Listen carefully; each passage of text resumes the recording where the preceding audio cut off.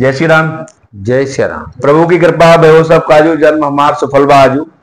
आज भगवान श्री सीताराम हनुमान जी महाराज की कृपा से और उनके श्री चरणों की सेवा के आशीर्वाद से 1101 श्री हनुमान स्थापना संकल्प के अंतर्गत अब तक हमारी 115 स्थापनाएं हो चुकी हैं। उत्तर प्रदेश के 8 जिलों में, उत्तराखंड के 2 जिलों में और राजस्थान के 2 जिलों में हम स्थापनाएं करा चुके हैं। और हर चीज की कहीं ना कहीं शुरुआत होती है, एक बीज रोपा जाता है, उस बीज के परिणाम से ही जो है वृक्ष बनता है। वृक्ष फिर जो है वही वृक्ष फलदारी वृक्ष बनता है। तो एक भाग्य ही नहीं, एक सौभाग्य है कि बहुत से लोग देखते होंगे कि ये संकल्प तो चल रहा है, लेकिन क्या है इसका सिस्टम। तो सिस्टम ये है कि 1101 हनुमान जी की मूर्तियों की स्थापना करनी है, सिंदूरी हनुमान जी की। 2018 में ये संकल्प लिया गया था और बाबा की कृपा से इस संकल्प को दिलाने वाले आप हमारे आज गुरु जी जो है उज्जैन से आए हुए हैं, श्री शनि भारती जी महाराज और थानापति श्री अयोध्या धाम। तो बाबा की बड़ी विशेष कृपा है गुरु जी, और आपके ही आशीर्वाद से जो आपने हमें जो भी गुरु मंत्र समझ लीजिए 1101 संकल्प के रूप में दिया, या जो भी आपने हमें विचार दिए, आज उन विचारों की वजह से हमारे हनुमान जी इस पूरे विश्व में जितनी जगह हनुमान जी की पूजा पाठ हो रही है उसमें 115 जगह और बढ़ा दीजिए जहां हमारे श्री हनुमान जी की पूजा पाठ होना शुरू हो गई है। तो मैं ये चाहूंगा कि आप अपने आशीर्वचन हमें दें। आपको हमारी अपडेट तो मिलती रहती होंगी सोशल मीडिया के माध्यम से कि कब कहाँ कौन सी स्थापनाएं हमने कराई हैं। तो आज बाबा की कृपा से हमारे संकल्प को भी लगभग जो है 7 साल हो चुके हैं। इन 7 सालों में रिजल्ट के रूप में देखें तो 115 स्थापनाएं हम लोग करा चुके हैं। तो परिस्थितियां तो बहुत रही, बाबा ने परीक्षाएं भी दी, लेकिन अच्छी बात यह है कि वर्तमान में क्या त्याग किया आपने, क्या परिश्रम किया, कोई नहीं पूछता है, लेकिन आपका वर्तमान रिजल्ट देखा जाता है। तो रिजल्ट में हम लोग 115 सकारात्मक मतलब पॉजिटिव में है।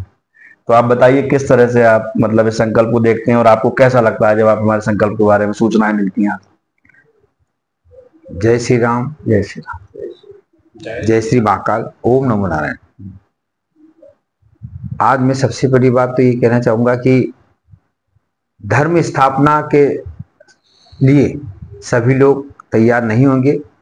जिनके ऊपर परमात्मा की कृपा होगी, ईश्वरी कृपा होगी, वही इस कार्य को कर पाएंगे। हमारे सनातन धर्म में कई चीजें ऐसी बताई गई है जिसको करने से, जिसमें दान पुण्य धर्म बताए गए हैं, उसको करने से हमारे जीवन में लाभ मिलता है। जैसे अपने शास्त्रों में पंचबलि का प्रयोग बताया गया है कि पंचबलि का प्रयोग में गाय को, कुत्ते को, कौवे को, चींटी को, पक्षियों को मंदिर में ब्राह्मण को दान दिया जाए। उससे हमारे अर्थ धर्म काम मोक्ष प्राप्ति के रास्ते खुलते हैं। कई चीजें हमारे दान में बताई गई, लेकिन मंदिर स्थापना या मूर्ति स्थापना का जो व्यक्ति को लाभ मिलता है या पुण्य प्राप्त होता है वो तो करोड़ों गुना होता है। मंदिर स्थापना या मूर्ति स्थापना का लाभ व्यक्ति को जीते जी तो मिलता ही है, उसके मरने उपरांत तक भी उसका लाभ मिलता है। जब तक कि उस मूर्ति या मंदिर के निर्माण चल रहता है, मूर्ति की पूजा पाठ होती है। उसी के अंतर्गत एक संकल्प जो नीलकमल हैं, जो शिष्य हैं, उन्हें मैंने दिलवाया था और उसके पीछे एक ही लक्ष्य था कि एक बार मैं यहाँ पे बरेली में आया था। बरेली में देखा कि यहाँ पे हनुमान जी की स्थापना मंदिर कम है, जबकि हर जगह जहां जहां देखता था तो पीपल के ऊपर एक लगोट टंगी होती थी और लोग ब्रह्म स्थान है, ब्रह्म देवता का, बब्बा का स्थान है। तो मैं सोचता था क्या कि बब्बा का स्थान का क्या, जब साक्षात बब्बा तो है ही नहीं। और अपने शास्त्रों में तो बताया जाता है कि पीपल में तो सभी देवता होते हैं, तो हम कैसे मान ले कि बब्बा ही बैठे। जब तक हम उस देवता को विराजमान नहीं करेंगे तब तक तो आप मन में आप कल्पना करते जाइए। जैसे मंदिर है, खाली खुला भगवान का मंदिर, अब कौन से भगवान बैठे हैं, गणपति जी बैठे हैं, महादेव बैठे हैं कि शिव जी बैठे हैं, ये आप अपने हिसाब से करेंगे। लेकिन अगर हम रजिस्टर्ड रूप से कोई मूर्ति स्थापना करें या उसका स्थापित करें तो उनकी एक महिमा या उनकी शक्ति या उनका प्रभाव अलग होगा। इसी के अंतर्गत मैंने देखा गांव गांव गोवा बरेली में हनुमान जी की स्थापना बहुत कम मंदिर है, जगह जगह केवल। और जहां जहां भी मैंने देखी नाथ बरेली के अंदर एक और विशेष बताना चाहता हूं कि यहाँ पे जो मंदिर है वो खंडित मंदिर है महादेव के। ये एक और बताना चाहता हूँ, जितने भी जो 5, 7, 10 मंदिर देखिए वहां पे खंडित ही मंदिर है। अब खंडित क्यों है? क्योंकि आपने देखा होगा यहाँ पे जितने मंदिर हैं वहाँ केवल एक टाइल्स से बने हुए हैं, षटकोण जैसा बना दिया और शिवलिंग से। जबकि अपने शास्त्रों में बताया जाता है कि मंदिर के साथ में जलेरी होना चाहिए, जो माता की योनि कहलाती है, वो होने पर ही पूर्ण कहलाता है। जबकि यहाँ पे जितने भी मंदिर जहां तक देखने में आते हैं वो केवल शिवलिंग है और स्टाइल से बने हुए, यानी वो खंडित अवस्था में ही हैं, तो इनका पूजन करते हैं। उसी प्रकार से यहाँ पे जितने भी मंदिर देखें वहां पे मंदिर हनुमान जी के केवल लंगोट टंगी। इस बात को देख के मुझे बड़ा दुख हुआ। और दूसरी बात यहाँ पे मैंने देखा कि यहाँ के लोग, हिंदू लोग बहुत डरे हुए, जो कि दूसरी कम्युनिटी से डरे हुए हैं और अपने धर्म के प्रति जागृत नहीं है, भयभीत है, कोई पूजा पाठ के लिए जागृत नहीं है। तब मैंने इसी चीज को देखते हुए नीलकमल को इस बात का संकल्प कराया कि तुम्हें एक संकल्प करना है धर्म स्थापना का, सनातन धर्म को पुनः जागृत करने का और सनातनियों को एक शक्ति प्रदान करने का। जैसे हनुमान जी महाराज जी ने सनातन धर्म को स्थापित करने के लिए छलांग 7 समुद्र पार भी लंका में पहुंचे थे और धर्म पताका को, विजय पताका को फैलाया था, उसी प्रकार से तुम्हें यहाँ पे मंदिर स्थापना करना, हनुमान जी को जागृत करना, हनुमत शक्ति को जागृत करते हुए यहाँ पे सभी को धर्म जागृत करने के लिए करना है। इसी के लिए मैंने संकल्प करा था कि यहाँ पे 1101 मूर्तियों का, 11 मूर्ति का बताया था पहले 11 की बात कि 11 मूर्ति स्थापित करो कम से कम जी, 1 साल का समय दिया था। और 1 साल में करो। पहले मेरे पास आए थे, मैं बहुत परेशान हूँ, ऐसा है वैसा, तो तुमने कि देखो अगर परमात्मा की कृपा होती है तो आदमी सब कुछ कर सकता है, और तुम्हें अगर ईश्वरी कृपा का चमत्कार देखना है तो तुम हनुमान जी की मंदिर की स्थापना करो, मूर्तियां बनाई से स्थापना करो। इन्होंने संकल्प लिया। मुझे ध्यान है हम लोग मथुरा में थे जी, मथुरा में द्वारकाधीश के मंदिर के सामने ही संकल्प लिया था, यमुना जी के सामने, कौन से यमुना माता के सामने संकल्प कराया और वहां पे 11 मूर्तियों का संकल्प कराया। भगवान की ऐसी कृपा रही, इन्होंने उस मंत्र को पकड़ लिया, गुरु कृपा, गुरु में विश्वास और इष्ट में निष्ठा को मंत्र को पकड़ते हुए मूर्तियां स्थापना चालू कर दी और आज स्थापित होते होते 115 मूर्तियां स्थापित होगी। देखा जाए तो अपने आप में ये विश्व रिकॉर्ड ही है। लोग तो एक आधी मूर्ति स्थापित कर पाते हैं और सोचते थे कि हमने जीवन में बहुत बड़ा काम कर दिया, लेकिन हनुमान जी की अद्भुत कृपा, माता पिता का आशीर्वाद और गुरु कृपा का ये परिणाम है कि इन्होंने वो ऐसा कार्य किया जो आज तक कोई भी नहीं कर पाया। और मैं चाहता हूं कि आप सभी लोग इसी प्रकार के इस धार्मिक कृत्य को करने के लिए आगे आएं और इस संकल्प को पूरा करने का प्रयास करें। क्योंकि एक बात ध्यान रखना, हम जिस देवता की पूजा करते हैं, जिस देवता को मानते हैं, उसकी शक्ति हमारे साथ में खड़ी रहती है। तो हनुमान जी तो एक ऐसे देवता है जो कि सतयुग में भी थे, द्वापर में भी थे, त्रेता युग में थे और कलयुग में भी है। इसका साक्षात उदाहरण तो आपने देखा होगा, हनुमान जी की शक्ति कितनी है, हनुमान जी का कितना प्रभाव है कि आप किसी पत्थर पर अगर सिंदूर लगा के हनुमान चालीसा पाठ करें तो उनके अंदर हनुमान जी प्रकट हो जाते हैं और भूत प्रेत उस जगह को छोड़ के चले आते हैं। तो जहां साक्षात हनुमान जी विराजमान हो जाए वहां तो भूत प्रेत, बाधा, दरिद्रता, दुर्भाग्य तो टिक ही नहीं सकता। इसलिए आप सभी लोग इस पुनीत कार्य को जरूर करें और यथाशक्ति अपने जीवन काल में एकाध मूर्ति तो स्थापित जरूर करें। क्योंकि एक बात ध्यान रखें कि जितने भी जो मनुष्य पैदा होते हैं वो सब जानवरों की तरह ही पैदा होते हैं। हमारे शास्त्रों में एक बार की बात है, अपने गुरुजी के पास बैठा हुआ था, उन्होंने एक बात बोली कि मनुष्य और जानवर में कोई अंतर नहीं होता। मैंने पूछा वो कैसे गुरुदेव? तो उन्होंने कहा कि जानवर खाना खाता है, सोता है, लेटरिंग करता है, बच्चे पैदा करता है, घूमता है, ये 5 लक्षण जानवरों के होते हैं। उसी प्रकार से मनुष्य भी करता है, तो मनुष्य भी यही काम करता है, तो दोनों में अंतर क्या है? तो मैंने पूछे बताइए क्या अंतर है? तो उन्होंने कहा कि मनुष्य कर्म योनि को भोगता है और जानवर भोग योनि को भोगता है। यानी उससे जो बना दिया तो वो करना ही है। उस विचार को चाहे मंदिर में पैदा हो चाहे अच्छे घर में, वो बेचारा भुगतने के लिए ही जानवर की योनि में है। लेकिन मनुष्य कैसा है कि इस योनि से अपने आप, इस शरीर योनि से जानवर भी बन सकता है और देवता भी बन सकता है। लेकिन देवता तब बन सकता हम देवी कार्य को करेंगे। तो जानवर से मनुष्य मनुष्य से देवता और देवता से भगवत्ता प्राप्ति का जो कोई साधन है, तो अपने शास्त्रों में जो बताया गया वो है मंदिर स्थापना, मूर्ति स्थापना।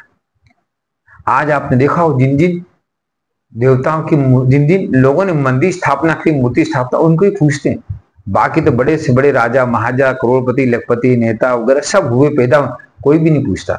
लेकिन कहीं देखा होगा मंदिर में उन्होंने स्थापना करी, वो जागृत अवस्था में। तो आप अपने जीवन काल में एक आध मूर्ति की स्थापना जरूर करें। एक आदमी ज्यादा करना चाहिए। हम लाखों रुपए का तो मकान बना देते हैं, शादियों में इतना खर्च कर देते, आप क्या कुछ धन खर्च करके भगवान की मूर्ति स्थापना नहीं कर सकते? एक बात ध्यान रखना कि आपका धन, आपका वैभव, आपका मकान, आपके बच्चा बच्ची छूट जाते हैं और भूल जाएंगे आपको, लेकिन आपके द्वारा मूर्ति स्थापित, मंदिर स्थापित आपको कभी नहीं छोड़ेगा। क्योंकि एक बात ध्यान रखना, आपने सुना होगा कि पाप की जड़ अस्पताल में और पुण्य की जड़ पाताल में। जब आप संकट के समय होते तो आपके किए गए पुण्य ही कार्य करते। गुरुजी, एक हमने सिस्टम बनाया, आपको जानकारी दूं कि अब जैसे लोग ये सोचें कि संकल्प तो पाठक जी का है, हम पाठक जी से क्यों जुड़ें, बहुत से लोगों के मन में आता होगा। तो मैंने एक सिस्टम मन में विचार आया तो ये बनाया कि किसी के बच्चे का जन्मदिन हो, किसी की शादी की सालगिरह हो, या किसी के जो लोग जीवित हैं उनके जन्मदिन और शादी की सालगिरह है, जो नहीं है उनकी पुण्यतिथि आती है, तो आपके अपनों के जन्मदिन और शादी की सालगिरह और आप उनकी पुण्यतिथि पर भी आप हमसे स्थापना करा सकते हो, ताकि आपको इस पूरे विश्व में गर्व हो कि हमारे परिवार के नाम से कम एक ऐसी जगह तो है जहाँ दीपक जल रहा है। और जहां हमारी स्थापनाएं होती हैं वहां हमने 4 शर्तें रखी हैं। पहला यह है कि सुबह शाम आरती होगी बाबा की, दूसरा मंगल शनिवार सिंदूर चढ़ाना पड़ेगा, तीसरा जगह विवादित ना हो, चौथा मंदिर के अंदर कराएंगे, खुले स्थान पर नहीं कराएंगे। तो ये पक्का ही है कि जहां स्थापना होगी लोगों के नाम से तो वहां जो है पूजा पाठ होनी है। तो मतलब ये भी इस बात का एक गर्व का विषय है कि किसी व्यक्ति के परिवार के नाम से हमें हनुमान जी की स्थापना कराते हैं। ये तो बहुत अच्छी बात बताई। सबसे बड़ी बात, अगर अपने लोग किसी की कोई मृत्यु होती है तो लाखों रुपए खर्च कर देते हैं जी। किसी की तो उसको कोई भी नहीं पूछता।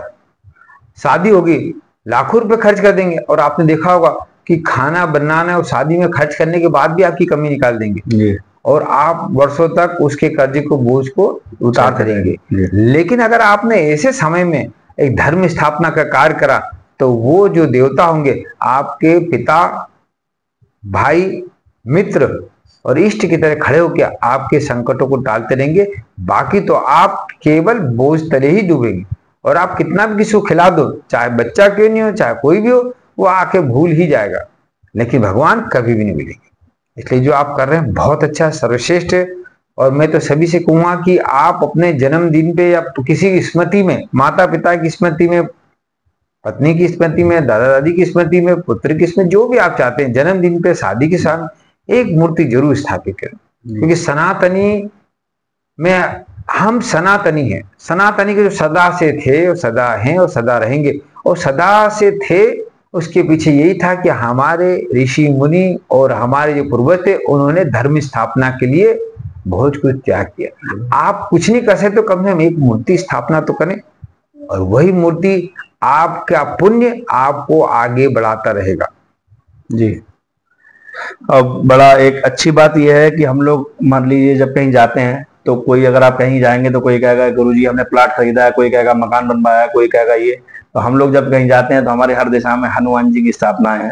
मतलब उत्तर प्रदेश में तो लगभग हम 7 जिलों में पहुंच ही गए हैं, 8 जिलों में, उत्तराखंड के 2 जिलों में, और राजस्थान में अभी हमारे मेहदीपुर बालाजी महाराज 108 नंबर हमने राजस्थान में कराया और 109 नंबर अजीरुद्दीन खान साहब ने थाने में करवाई स्थापना। बहुत बढ़िया, तो बड़ी कृपा रही। एक वही विचार है जो आपने दिया था, जिस विचार के कारण हम ऐसा महसूस होता है मुझे कि हनुमान जी मुझे सबके सिर पे बैठा देते हैं, क्योंकि किसी से तर्क वितर्क और कुतर्क का मामला नहीं है, ये धर्म का है। जैसे तुलसीदास जी ने लिखा था, ये आत्म सुख है, ये श्री रामचरितमानस में अपने सुख के लिए लिख रहा हूँ, अगर फिर भी इससे किसी का कल्याण है तो ये भगवान की कृपा है, वरना ये मेरी निजी रचना है और मैंने अपने लिए लिखी है। तो वैसे ही मेरा कहना है, संकल्प मेरा है तो भगवान ने निजी, लेकिन ये सभी सनातनियों का है क्योंकि हनुमान जी सभी के हैं। बाकी मैं ये जानना चाहूंगा, दोस्त है हमारे राहुल सक्सेना, बताइए जो है किस तरह से आपको महसूस होता है, कभी कहीं ना कहीं सूचना मिली जाती होगी किस तरह से हनुमान जी की सेवा चल रही है, तो 2 शब्द आप भी कहें, कैसा महसूस होता है? जी। सब लोग जाने जाते हैं कि ये रास्ता इधर से है, ये रास्ता इधर से है, अलग अलग नाम से जानते हैं कि भाई इस गली में जाना है तो ये वो मार्ग है, इस गली में जाना है तो ये मार्ग है। लेकिन हम काफी लोग हमारे जो अगर कहीं से पाठक जी निकल जाते हैं, इनकी गाड़ी भी कहीं दिखती है तो लोग जय सिया राम का कहते, भैया जय सिया राम, तो उधर से पलट के आवाज आती है जय सिया राम। लोग इनकी गाड़ी पहचानते हैं कि हाँ भाई हनुमान जी जा रहे हैं, पाठक जी जा रहे हैं। ये अलग अलग जगहों में कहा कितनी जगह जहां जहां इन्होंने स्थापना कराई, वहां लोग इनका नाम लेते हैं। बजरंगबली की ही कृपा से ही इनको सब लोग पूछते हैं। हम तो इन्हें साक्षात बजरंगबली मानते हैं, कहते हैं कि भाई हमारे मित्र नहीं है ये, हम तो कहते हैं कि प्रभु बजरंगबली हैं जिन्होंने हमें अपने साथ में रखा हुआ है, हम इनके साथ में रहते हैं। सौभाग्य है बाबा का। आप श्री नोनी राम जी, आप क्या कहना चाहेंगे, कैसा लगता है? आप भी कई साल से जुड़े हुए हैं हम लोग जी। मैं तो यही चाहूंगा कि इतना बड़ा संकल्प और इतनी बढ़िया तरीके से हो रहा है, भगवान उनकी मनोकामना जल्दी से संकल्प पूरा करें और जल्दी से इनका मनोकामना जिसकी ये सब पूरी करें। बहुत बहुत धन्यवाद। ये वीडियो मैं लोगों से कहना चाहूंगा, ये सिर्फ मैंने उनके लिए बनाई है जो लोग हमें समझते हैं, जिनकी नजरों में हमारी संकल्प की वैल्यू है, ताकि वो लोग भी ये जाने कि संकल्प की शुरुआत कहाँ से हुई, कैसे हुई। क्योंकि बहुत बहुत बड़े बड़े महलों के दरवाजे छोटे से ही होते हैं, बंद कमरों में बड़ी बड़ी योजनाएं बनती हैं, चाहे धर्म की हो, चाहे देश की हो, चाहे विदेशों की हो। तो एक छोटा सा संकल्प था, एक छोटा सा बीज था, आज ये इतनी तरह से रूपांतरित हो चुका है। और बाबा की कृपा से बस सभी से यही प्रार्थना करता हूं कि जो भी हमने हनुमान जी की 115 स्थापनाएं कराई हैं, उन बालाजी महाराज से और श्री हनुमान जी महाराज के चरणों में और भगवान श्री सीताराम हनुमान जी महाराज से मैं ये प्रार्थना करता हूं कि जिस व्यक्ति ने भी कण भर भी हमारे संकल्प में, चाहे हमें एक गिलास पानी भी पिलाया हो, जिसने हमें मन से शुभकामनाएं दी हो, बाबा सभी के घर परिवार, माता पिता और गुरुओं पर अपनी कृपा और आशीर्वाद बनाए रखें। सभी के माता पिता, घर परिवार निरोगी रहें, स्वस्थ रहें।